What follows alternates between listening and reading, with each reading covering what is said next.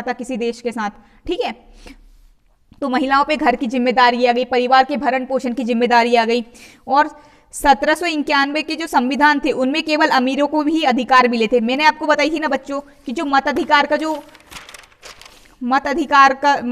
का जो अधिकार था वो खाली उन लोगों को मिला था जो 25 वर्ष से ऊपर के थे, उनको सक्रिय नागरिक का अधिकार मिला था। फिर निर्वाचक का अधिकार केवल अमीर लोगों को मिला था, ठीक है, जो ज्यादा कर देते थे। और सक्रिय नागरिक का अधिकार भी उनको मिला था जो कम से कम 3 दिन की मजदूरी चुकाते थे। आज के जैसा नहीं था कि सभी व्यक्ति को 18 साल से ऊपर व्यक्ति को अधिकार मिलेगा, हर कोई वोट डाल सकता है, पहले ऐसा नहीं था, ठीक है। तो 1791 के संविधान में केवल अमीरों को ही अधिकार मिला था, ठीक है। तो लोग चाहते थे कि उनको और अधिकार मिले, और ज्यादा क्रांति आए, उनको और ज्यादा क्रांति चाहिए थी, ठीक है। तो लोगों ने क्या करे, राजनीतिक क्लब बनाए, जो और सक्रिय नागरिक और जो और छोटे वर्ग के जो लोग थे उन्होंने राजनीतिक क्लब बनाए, ठीक है, इन सारे विषयों पर चर्चा करने के लिए, और ज्यादा क्रांति लाने के लिए, और ज्यादा लोगों को अधिकार दिलाने के लिए। क्योंकि और इन क्लब में कौन लोग थे, जो गरीब लोग थे, गरीब तबके के लोग थे, किसान थे, ठीक है। तृतीय स्टेट में बहुत सारे अमीर लोग भी थे, ठीक है, जो कि जिनको निर्वाचक का अधिकार मिल गया था। लेकिन जो गरीब लोग थे उनको सक्रिय नागरिक का और निर्वाचक का अधिकार नहीं मिला था, ठीक है। उनको और ज्यादा, उनको भी बराबर के अधिकार चाहिए थे, क्योंकि इसमें सभी को बराबर के अधिकार नहीं मिले थे। तो उन्होंने इसमें और ज्यादा क्रांति लाने के लिए क्या करे, क्लब बनाए चर्चा करने के लिए। जैसे कि बैठते ना आजकल लोग, जैसे कि बैठ जाते हैं आपस में, बैठ के बातचीत करते कि यार ऐसा हो रहा है देश में, वैसा हो रहा। तो उन्होंने क्लब बनाए, बहुत सारे क्लब बनाए, इनमें से राजनीतिक क्लब बनाए, उसमें विचार विमर्श करते थे और इसमें वो लोग क्रांति को आगे बढ़ाने की बात करते थे, और ज्यादा अधिकार चाहिए, मतलब प्राप्त करने की बात करते थे। इनमें जो सबसे फेमस यानी कि प्रसिद्ध और कामयाब क्लब था वो कौन सा था, जैकोबिन्स का क्लब हुआ, ठीक है। जैकोबिन्स कौन था, ठीक है, मतलब कहां से आया था ये जैकोबिन्स नाम, ये पेरिस के कॉन्वेंट सेंट जैकोब से इसको नाम मिला था, ठीक है। पेरिस में मतलब एक कॉन्वेंट क्या होता था, जहां धर्म स्थल जो होते हैं ना, जहां पे लोग धर्म की चर्चा करते हैं, उसको बोलते थे कॉन्वेंट। तो पेरिस में एक मतलब ग्रुप टाइप का एक बिल्डिंग रही होगी जहां पे लोग बैठ के, मंदिर टाइप का या कुछ, ठीक है, जहां पे लोग धर्म से संबंधित बात करते थे। तो सेंट जैकोब था, उस कॉन्वेंट का नाम क्या था, सेंट जैकोब। तो इसके नाम से उनका नाम पड़ा जैकोबिन्स क्लब, ठीक है। जैकोबिन्स क्लब कम समृद्ध लोगों का क्लब था, ठीक है, यानी कि जिनको अधिकार नहीं मिले थे। अमीरों को तो अधिकार मिल गए थे, वोट डालने का अधिकार मिल गया था, ठीक है, नेशनल असेंबली में जाने का अधिकार मिल गया था। लेकिन जो कम समृद्ध लोग थे, जैसे कि जो चप्पल बनाते हैं, ठीक है, जो कोबलर होते हैं, चमार होते हैं, कोबलर लोग होते हैं, जो मोची होते हैं, ठीक है, उनको, और जो बेकरी चलाते हैं, फ्रांस के लोग केक वगैरह खाते थे, पेस्ट्री दुकान के मालिक लोग, जो कपड़े इस्त्री करते हैं, किसान होते हैं, मजदूरी करते हैं, उन लोगों का क्लब था, ठीक है। जैकोबिन का जो नेता था वो कौन था, मैक्सिमिलियन रोबोस्पियर था, ठीक है, ये नाम याद कर लेना। जैकोबिनों का नेता था रोबोस्पियर, मैक्सिमिलियन रोबोस्पियर, ठीक है। जैकोबिन को सो कुलात के नाम से जाना जाता था, किसके नाम से, सो कुलात का। इसका मतलब क्या था, बिना घुटनों वाला क्लब। ऐसा क्यों, और जो जैकोबिन्स लोग थे, ठीक है, वो लाल कलर की टोपी पहनते थे और धारीदार पैजामा पहनते थे, ठीक है। मैं आपको उनकी फोटो दिखाती हूँ बुक से, एक मिनट। हाँ,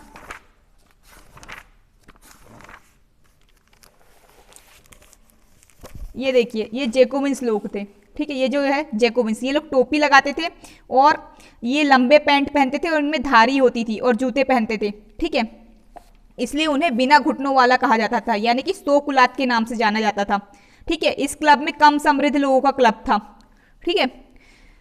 तो जैकोबिन्स ने क्या किया, उनको और क्रांति चाहिए थी, और क्रांति कैसे मिलेगी, विद्रोह करने से मिलेगी। तो 1792 में उन्होंने विद्रोह करने की योजना बनाई गर्मी में, ठीक है, और 10 अगस्त को धावा बोल दिया, ठीक है। तो अब उन्होंने क्रांति लाए, तो फिर से असेंबली बनाई। अब नेशनल असेंबली का क्या हुआ, नेशनल असेंबली भंग हो गई, क्योंकि वो सिर्फ अमीरों के लिए था, ठीक है। अब उन्होंने जैकोबिन्स को चाहिए थी गरीब लोग, मतलब जो आर्थिक समृद्धि, जिनके पास, जो अमीर लोग नहीं है, उनको भी अधिकार मिलने चाहिए। तो उन्होंने क्या करा, विद्रोह कर दिया 1792 में और नई असेंबली बनाई, ठीक है। नव निर्वाचित असेंबली को क्या बोला गया, कन्वेंशन बोला गया। पहले वाली असेंबली को क्या बोला था, नेशनल असेंबली। अब जो नई असेंबली बनाई उसको कन्वेंशन का नाम दिया, ठीक है। और 21 सितंबर 1792 को राजतंत्र का अंत हुआ, ठीक है। राजतंत्र यानी कि राजा का जो राज्य होता है, राजा होता है, उसका अंत हुआ। अब फ्रांस का कोई राजा नहीं था, ठीक है। जो भी थी वो प्रजा ही थी, प्रजा ही अपने प्रतिनिधि को चुनेगी और जो प्रतिनिधि होगा वो देश चलाएगा। जैसे आज भारत में होता है, भारत में कोई राजा नहीं है, भारत में क्या होता है, जो हमारी जनता है वो प्रतिनिधि को चुनती है। ठीक है, इसको क्या बोलते हैं, गणराज्य। अब फ्रांस क्या बन गया था, गणराज्य बन गया था। ठीक है, तो और 1793 में क्या हुआ, राजा ने अपनी योजना बनाई थी ना कि वो लोगों को कुचल देगा प्रशा के राजा के साथ और ऑस्ट्रिया के राजा के साथ मिलकर। तो जो वहां की जो न्यायपालिका थी, ठीक है, उसने क्या करा, राजा को दोषी पाया और उसके खानदान को जेल में बंद कर दिया और उसको फांसी की सजा दे दी और उसको देशद्रोह को, मतलब उसमें देशद्रोह का मुकदमा चलाया, उसको सजाए मौत दे दी। और जो ऑस्ट्रेलिया की, जिससे राजा की शादी हुई थी, ऑस्ट्रेलिया की राजकुमारी, उसके साथ भी यही हुआ। ठीक है, और जो नया संविधान बनाया, जो नव निर्वाचित असेंबली थी, उसको क्या नाम दिया, कन्वेंशन। इसके पहले जो असेंबली बनी थी उसको नेशनल असेंबली का नाम दिया था। उस टाइम पे जब फ्रांस में जब पहली बार क्रांति आई थी 1889 में, तब फ्रांस राजतंत्र बना था। ठीक है, अब क्या हुआ, अब फ्रांस क्या बन गया था, गणराज्य या गणतंत्र बन गया था, यानी कि लोगों का राज्य चलेगा। अब राजा आजा कुछ नहीं है, अब जो भी है प्रजा है। अब गणतंत्र में क्या हुआ, इस असेंबली ने जो संविधान बनाया, इनने फिर नया संविधान बनाया। ठीक है, तो उसमें क्या था, जितने भी 21 वर्ष से अधिक उम्र वाले जितने भी पुरुष थे, सभी पुरुषों को मताधिकार दिया, भले ही वो अमीर हो गरीब हो, उससे फर्क नहीं पड़ता, हर किसी के पास सामान्य मत होगा, हर कोई वोट डाल सकता है। ठीक है, ये सारे अधिकार दिए। अब मैंने आपको बताई थी यहाँ पर कि जो जेकोबिन्स थे, ठीक है, उनका जो लीडर था, ठीक है, उनका जो नेता था, उसका नाम क्या था, मैक्सिमिलियन रोबोस्पियर। ठीक है, और जेकोबिन्स ने क्या करा, वापस से विद्रोह कर दिया। ठीक है, विद्रोह करा तो ये जेकोबिन्स से ये लोग ताकत में आ गए, यानी कि ये लोग निर्वाचित होकर शासन में आ गए। ठीक है, ये लोग प्रतिनिधि बन गए। तो जेकोबिन्स का नेता कौन था बच्चों, मैक्सिमिलियन रोबोस्पियर था। अब जेकोबिन्स ने नया संविधान बनाया, नई असेंबली बनाई, उसको क्या नाम दिया, कन्वेंशन का नाम दिया। अब हुआ क्या, अब जेकोबिन्स का राज आया, तो जो सबसे बड़ा शासन कौन करेगा, उनका नेता करेगा। उनका नेता कौन था, मैक्सिमिलियन रोबोस्पियर। ठीक है, इसको बोलते हैं जेकोबिन का राज 1793 से 94 को लेकर, ठीक है, तक। इसको आतंक राज भी बोला जाता है। आतंक राज क्यों बोला जाता है वो हम अभी पढ़ेंगे। ठीक है, अब जेकोबिन का लीडर था रोबोस्पियर। ठीक है, तो हुआ क्या, जो रोबोस्पियर था उसके राज्य को 1 साल तक उसने राज्य करा और उसके राज्य को आतंक का राज बोला जाता है। ठीक है, तो उसके राज में क्या हुआ, उसने बहुत ज्यादा सख्ती से कानून लागू करे, जो भी थोड़ा सा भी कानून भंग करता था उसको वो जेल में डाल देता था और न्यायपालिका उसको सजा सुनाती थी और उसको गिलोटिन पे लटका दिया जाता था। गिलोटिन क्या होता था बच्चों, गिलोटिन, ठीक है, गिलोटिन वो जैसे कि होता है ना, जहाँ पे एक ये इसके बाजू में खम्भे लगे रहते हैं, यहाँ पर लकड़ी लगी रहती है और यहाँ पर ब्लेड रखी रहती है और यहाँ पे सिर रखा जाता है। ठीक है, यहाँ पर रखा सिर और ये उठाया चक्कू और खचाक से गर्दन काट दी। ठीक है, तो जो भी कानून तोड़ता था, जिसको भी वो दोषी पाता था, उसको गिलोटिन पे लटका देता था, उसको गिलोटिन पे टांग देता था। ठीक है, और उसका सिर काट देता था। जितने भी लोग गणराज्य के दुश्मन थे, गणराज्य के कुछ दुश्मन कौन थे, यानी कि जो जनता के, जो सभी को अधिकार नहीं देना चाहते थे, केवल अमीर लोग को अधिकार देना चाहते थे, यानी कि जो अमीर लोग थे, जो भी गणराज्य का विरोध करते थे, वो सब, उन सबको वो गिलोटिन पे डाल के सर काट देता था। ठीक है, उसने इतने ज्यादा कड़े कानून ला दिए थे। ठीक है, सभी को बराबरी, इतनी ज्यादा बराबरी दे दी थी, किसी को आजादी नहीं थी। ठीक है, उसने क्या किया था, और जितने भी जो दूसरी पॉलिटिकल पार्टी के जो लोग थे, ठीक है, उन सब का भी सिर, उनको भी गिलोटिन पे डाल दिया, उन पे मुकदमा चलवाया। ठीक है, और जो किसान थे, ठीक है, उनको जो ब्रेड होती है और जो मीट होता है, यानी कि जो मांस होता है और जो पाव रोटी होती है, उनको उन पे राशन मिलने लगा। किसानों के जितने भी अनाज थे वो एक फिक्स्ड, मतलब कि एक तय कीमत पे बेचे जाने लगे, उससे ज़्यादा कीमत पर नहीं बेच सकते थे और ना ही उससे कीमत पर कोई वो कर सकता था, अनाज खरीद सकता था। सब लोग को ना, उन्होंने क्या करा था, रोबोस्पियर ने क्या किया था, रोबोस्पियर ने जो आटा रहता था उसकी रोटी बंद करवा दी। सबको जो खड़ा जो गेहूं होता है ना, उसकी रोटी खानी पड़ती थी। ठीक है, तो उससे कारण क्या हुआ, जो जेकोबिन्स के जो खुद समर्थक भी थे ना, वो भी त्राही त्राही करने लगे और जो उसके विरोधी थे वो भी त्राही त्राही करने लगे। लोग जेकोबिन के इतने कड़े कानून से परेशान हो गए थे। ठीक है, अब क्या हुआ, 1794 में जेकोबिन को न्यायपालिका द्वारा दोषी ठहराया गया और उसको उसी के गिलोटिन पे चढ़ा दिया गया और जेकोबिन वहीं पे मर गया। ठीक है, अब जेकोबिन गया। ठीक है, अब कौन आएगा, अब एक जाता है तो दूसरा कोई आता है राज करने। ठीक है, पहला लुई गया, लुई 16वां गया, तो उसके बाद कौन आई, जो विद्रोह वाली जनता थी वो आई, उसमें जो थोड़े अमीर लोग थे, ठीक है, तीसरे स्टेट के, उन्होंने राज्य करा, नेशनल असेंबली बनाई, ठीक है। फिर कौन आए, जैकोबिन लोग आए, जैकोबिन का लीडर था रोबेस्पियर, उसने संविधान बनाया और सभी को मताधिकार दे दिया, ठीक है। जितने भी पुरुष थे, महिलाओं को अभी तक मताधिकार नहीं मिला था। 21 वर्ष से उम्र वाले, भले अमीर हो चाहे गरीब हो, उन सबको क्या मिला, अधिकार मिला, ठीक है, उन सबको मताधिकार मिला। अब इसके बाद कौन आया, अब देखो, अब एक शासन का अंत हुआ तो दूसरा शासन का उदय होगा, ठीक है। अब इसके बाद आया डायरेक्टरी शासित फ्रांस। अब फ्रांस में किसका शासन था, डायरेक्टरी, ठीक है। डायरेक्टरी कौन थी बच्चों, ठीक है।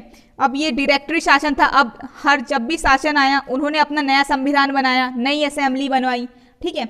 अब जो डायरेक्टरी का जो शासन आया उसमें जो थोड़े अमीर लोग थे, जो थोड़े समृद्ध लोग थे, जैकोबिन में कौन थे, जो समृद्ध लोग नहीं थे, यानी कि जो ज़्यादा समृद्ध लोग नहीं थे, जो बहुत आम लोग थे, गरीब लोग थे, वो थे।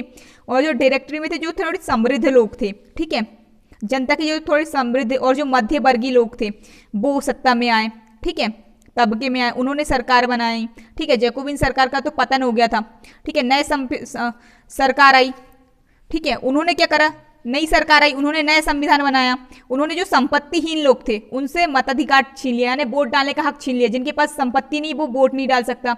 जैकोबिन में क्या किया था, सबको मताधिकार दे दिए थे, जितने भी पुरुष थे 21 वर्ष से ऊपर के, ठीक है। पर इन्होंने क्या किया, नए संविधान में संपत्तिहीन लोगों को मताधिकार से वंचित कर दिया, ठीक है। इसमें उन्होंने 2 परिषद का निर्माण किया, ठीक है, 2 परिषद का निर्माण किया देश चलाने के लिए, ठीक है। जो परिषद होती थी वो 5 सदस्य वाली कार्यपालिका चुनती थी, और कार्यपालिका क्या करती थी, देश चलाती थी, नियम कानून बनाती थी। इस कार्यपालिका को क्या बोलते थे, डायरेक्टरी, ठीक है। डायरेक्टरी शासित फ्रांस क्या था, एक 5 सदस्य वाली कार्यपालिका होती थी। कार्यपालिका क्या करती थी, देश चलाती थी। इस कार्यपालिका को क्या बोलते थे, डायरेक्टरी, ठीक है। इस डायरेक्टरी को कौन चुनता था, परिषद चुनते थे। 2 परिषद होती थी, परिषद में बहुत सारे लोग होते थे लेकिन ज़्यादा अमीर लोग होते थे, ठीक है, क्योंकि संपत्तिहीन के पास मताधिकार नहीं थे। तो हुआ क्या, ये सिस्टम भी फेल हो गया। क्यों फेल हो गया, क्योंकि ये जो डायरेक्टरी के लोग को कौन चुनता था बच्चों, परिषद के लोग चुनते थे, ठीक है। और परिषद और डायरेक्टरी के लोग में झगड़ा था राजनीतिक, बोलते थे कि हमारी बात मानो, हमारी बात मानो, ये बोलते थे कि हमारी बात मानो, ये बोलते थे हमारी बात मानो, ठीक है। तो क्या हुआ, राजनीतिक अस्थिरता आ गई, मतलब राजनीतिक झगड़ा था, कोई शासन में नहीं था, लोग शासन अच्छे से नहीं चला पा रहे थे। जब दोनों झगड़ा करेंगे जो देश को चलाने वाले, तो देश कैसे चलेगा, ठीक है। तो इसके कारण क्या हुआ, सैनिक तानाशाह का उदय हुआ। उसका नाम क्या था बच्चों, नेपोलियन बोनापार्ट, ठीक है। नेपोलियन बोनापार्ट सत्ता में आया, ठीक है। फिर हम नेपोलियन बोनापार्ट के बारे में पढ़ेंगे, ठीक है, इसके बारे में हम क्वेश्चन आंसर में पढ़ेंगे, ठीक है। तो नेपोलियन बोनापार्ट आया, ठीक है। नेपोलियन बोनापार्ट कैसे आया, डायरेक्टरी शासन में जो राजनीतिक अस्थिरता थी उसी कारण नेपोलियन बोनापार्ट आया, ठीक है, उसका उदय हुआ, ठीक है। फिर इसने फ्रांस पे शासन किया। फिर अब देखो, अब नया राजा आया, मतलब अब नया चीज का राजा आया, नया सिस्टम आया, फिर से नया संविधान बनेगा, फिर से नए नियम कानून बनेंगे, नई असेंबली बनेगी, ठीक है। तो हुआ क्या, ठीक है, महिलाओं के लिए अब हम नेपोलियन बोनापार्ट के बारे में बाद में पढ़ेंगे, क्वेश्चन आंसर में पढ़ेंगे। नेपोलियन बोनापार्ट कौन था, इसने क्या क्या किया, क्योंकि इसके बारे में बहुत ज़्यादा पूछा जाता है नेपोलियन बोनापार्ट के बारे में, ठीक है। नेपोलियन बोनापार्ट के बारे में हम क्वेश्चन आंसर में पढ़ेंगे, ठीक है। अब ये पार्ट हमारा यही खत्म हो जाता है, नेपोलियन बोनापार्ट आता है। नेपोलियन बोनापार्ट की भी क्या होती है, वो फ्रांस के लोगों का विश्वास जीतता है, तानाशाह बन जाता है, यानी कि वो खुद को राजा घोषित कर देता है। मतलब फ्रांस बड़ी मुश्किल से गणराज्य बना था, लोगों का राज्य बनता है। फिर वापस से नेपोलियन बोनापार्ट आया, उससे खुद को राजा घोषित कर दिया। फिर इसने क्या करा, जो अपने आइट साइड के जो देश थे, अपने पड़ोसी देश थे, दूसरे यूरोपीय देश थे, उनसे युद्ध करना चालू कर दिया। फ्रांस को और ज़्यादा विस्तार करना चालू कर दिया, दूसरे पड़ोसी देश को जीतने लगा। फिर 1815 में इसकी वॉटरलू की लड़ाई में नेपोलियन बोनापार्ट की भी हार हो जाती है और फिर खत्म हो जाता है ये पार्ट, बस इतना ही है, ठीक है। अब हम देखेंगे इस पार्ट में हमने देखा जितने भी बार क्रांति आई उन सभी में क्या हुआ, केवल पुरुषों को अधिकार मिले, ठीक है। लेकिन महिलाओं के लिए क्रांति कब आई, महिलाओं को अधिकार कब मिले, ठीक है। तो 1789 में महिलाओं ने भी, मैंने आपको बताया था, 7000 पुरुष एवं महिलाओं दोनों ने क्रांति में हिस्सा लिया था। लेकिन महिलाओं को मताधिकार नहीं मिले थे क्रांति में, तो महिलाएं इससे नाराज थी, उन लोग को भी मताधिकार चाहिए था, ठीक है। क्योंकि उस समय जो पढ़ाई लिखाई के जो अधिकार थे वो केवल पुरुषों को प्रदान थे और जो उच्च वर्ग यानी कि उच्च स्टेट की जो महिलाएं थी, अमीर घरों की महिलाएं थी, उनको थे। जो मतलब आम नागरिक महिलाएं थी उनको नहीं थे। ठीक है, तो इसके कारण महिलाओं ने भी राजनीतिक क्लब बनाए, 60 राजनीतिक क्लब बनाए। उसमें सबसे ज़्यादा मशहूर कौन सा था? The society of revolutionary and Republican women. ये आपको नाम याद रखना है इस क्लब का। क्या था बच्चों? Revolutionary and Republican women, the society of revolutionary and Republican women. मेरे साथ बोलिए बच्चों, the society of revolutionary and Republican women. ठीक है, ये सबसे फेमस क्लब था। ठीक है, 1791 में संविधान में महिलाओं को निष्क्रिय नागरिक का दर्जा मिला। ठीक है, यानी कि जिनको मताधिकार प्राप्त। ठीक है, और फिर फाइनली महिलाओं के लिए क्रांति कब आई बच्चों? 1946 में, यानी कि 100-200 साल बाद महिलाओं को क्रांति मिली। ठीक है, फ्रांस की महिलाओं को मत अधिकार मिला। जब भारत आज़ाद होने वाला था, भारत का कब आज़ाद हुआ था? 1947 में। उसके एक साल पहले ही फ्रांस की महिलाओं को मत अधिकार मिले। इससे पहले महिलाओं को मताधिकार नहीं थे। ठीक है, और इस पाठ में एक और जो है दास प्रथा के बारे में बात की गई है। ठीक है, तो उस समय क्या होता था बच्चों, यूरोप के जो देश थे उनमें बहुत ज़्यादा दास प्रथा चलती थी। ठीक है, दास प्रथा यानी कि लोगों को खरीदना, इंसानों को खरीदना, उनको दास बना के रखना, उनसे ज़िंदगी भर फ्री में काम करवाना, यानी कि नौकर होता था वो उनका, बिना पैसे का नौकर। ठीक है, लोगों को ऐसा करते थे। तो जब फ्रांस में क्रांति आई तो उसमें सभी के अधिकारों की बात की गई, लेकिन जो दास प्रथा था उसका अंत नहीं हो सका। ठीक है, मैंने आपको बताया था पहले 1789 में क्या बनी थी? नेशनल असेंबली, उसने संविधान बनाया था, उसमें भी दास प्रथा का अंत नहीं किया गया। 1794 में जो कन्वेंशन आई थी, ठीक है, जो जैकोबिन लोगों ने कन्वेंशन बनाई थी, ठीक है, उसमें दास प्रथा के अंत के लिए कानून बनाए गए। ठीक है, लेकिन जो जैकोबिन लोग थे वो 1 साल के बाद जैकोबिन का पतन हो गया था। ठीक है, जैकोबिन की जो सत्ता थी उसका पतन हो गया था। फिर उसके 10 साल बाद नेपोलियन आया। ठीक है, उसने दास प्रथा पे जो इन्होंने प्रतिबंध लगाए थे, ठीक है, जैकोबिन की जो संविधान ने प्रथा मतलब रोक लगाई थी दास प्रथा पे, तो 10 साल बाद नेपोलियन ने हटा दी। ठीक है, फिर 1748 में दास प्रथा का उन्मूलन किया गया, यानी कि अंत किया गया। ठीक है, इस पाठ में बच्चों बस इतना ही था कि फ्रांस में क्रांति कैसे आई, नेपोलियन बोनापार्ट के साथ क्या हुआ वो हम पढ़ेंगे। ठीक है, नेपोलियन बोनापार्ट के बाद क्या हुआ?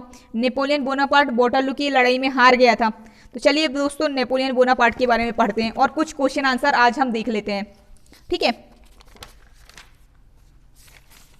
देखो बच्चों आज हम लघुत्तरीय प्रश्न देख लेते हैं, लघुत्तरीय प्रश्न उत्तर। ठीक है, पहला प्रश्न, फ्रांसीसी समाज किन वर्गों में बटा हुआ था? बच्चों मैंने आपको बताया था कि जो फ्रांसीसी समाज था वो 3 समूह में बटा हुआ था। इन समूह को क्या बोलते थे? एस्टेट बोलते थे। प्रथम स्टेट, द्वितीय स्टेट और तृतीय स्टेट। ठीक है, प्रथम स्टेट में कौन आता था? पादरी वर्ग आता था। द्वितीय स्टेट में कौन आता था? कुलीन वर्ग आता था। और तृतीय स्टेट में जो आम जनता थी वो आती थी। ठीक है, अब सन 1915 ईस्वी के पश्चात यूरोप के किन किन देशों में राष्ट्रीय आंदोलन हुए? ठीक है, सन 1815 के पश्चात यूरोप के इटली, यूनान, बेल्जियम, जर्मनी आदि देशों में राष्ट्रीय आंदोलन हुए। देखो दोस्तों मैंने आपको बताया था जो लुई 15 था, मतलब लुई 16 था, जब उसके देश में क्रांति हुई, आंदोलन हुआ, तो उसने क्या किया था? पड़ोसी देश के साथ मिलकर प्लान किया था कि मैं इस विद्रोह को कुचल दूंगा, वापस से ताकत में आ जाऊंगा। ठीक है, बाकी देशों ने उसकी मदद क्यों की थी? क्योंकि बाकी देश के राजाओं को डर था कि हमारे देश की जनता भी कहीं हमारे खिलाफ विद्रोह ना कर दे। ठीक है, तो फ्रांस से प्रभावित होकर, फ्रांस के लोगों से प्रभावित होकर जब लोगों ने फ्रांस में देखा कि यहाँ की जनता ने राजा को उखाड़ फेंका और सत्ता अपने हाथ में ले ली और राजा का अत्याचार का अंत हुआ, तो जो बाकी देश थे यूरोप के, कौन कौन से देश? इटली, यूनान, बेल्जियम, जर्मनी। ठीक है, इन देशों में भी राष्ट्रीय आंदोलन हुए। बच्चों कौन कौन से देश थे? इटली, यूनान, बेल्जियम, जर्मनी। मेरे साथ बोलिए बच्चों, इटली, यूनान, बेल्जियम, जर्मनी। इटली, यूनान, बेल्जियम, जर्मनी। ठीक है, इन देशों में राष्ट्रीय आंदोलन हुए। ठीक है, फ्रांसीसी क्रांति को किन दार्शनिकों ने प्रभावित किया? ठीक है, मैंने आपको बताया था बच्चों जो फ्रांस में जब तृतीय स्टेट के लोग जब सभा छोड़ के चले गए थे। ठीक है, मैं आपको बताती हूँ। ठीक है, कहाँ गए?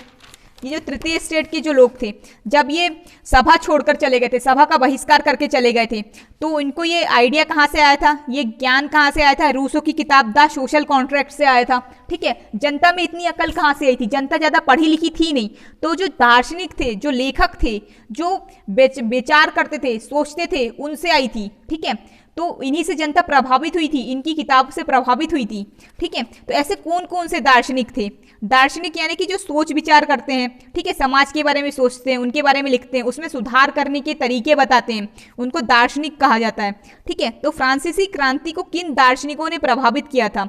ठीक है, फ्रांस की क्रांति को प्रभावित करने वाले दार्शनिक थे वोल्टेयर, रूसो और मोंटेस्क्यू। ठीक है, रूसो की कौन सी किताब थी बच्चों? The social contract. तो कौन कौन से दार्शनिक ने प्रभावित किया था? वोल्टेयर, रूसो और मोंटेस्क्यू।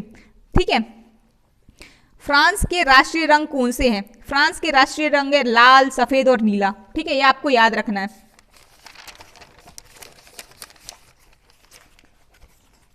ठीक है, आप लघुत्तरीय प्रश्न हम इससे कर लेंगे और बाकी जितने भी बड़े प्रश्न जो हैं, ठीक है, वो सब मैं आपके लिए नोट्स बना के लाऊंगी, कल से हम उनसे करेंगे। ठीक है, 18वीं सदी में किस नए सामाजिक समूह का उदय हुआ? ठीक है बच्चों, पाठ में ये दिया है कि जब तृतीय स्टेट के जो लोग थे, ठीक है, प्रथम स्टेट में कौन? पादरी वर्ग था, द्वितीय स्टेट में कुलीन वर्ग था, यानी कि राजा के खानदान के लोग, मंत्री लोग, और तृतीय स्टेट में दो समूह थे। पहला एक अमीर समूह और था एक गरीब समूह। ठीक है, तो अमीर समूह जिनके पास जमीन जायदाद थी और गरीब समूह जिनके पास जमीन जायदाद नहीं थी, जो थोड़ा बहुत छोटा मोटा काम करते थे, छोटे मोटे किसान थे, दूसरों के खेतों में मजदूरी करते थे। ठीक है, ये लोग थे।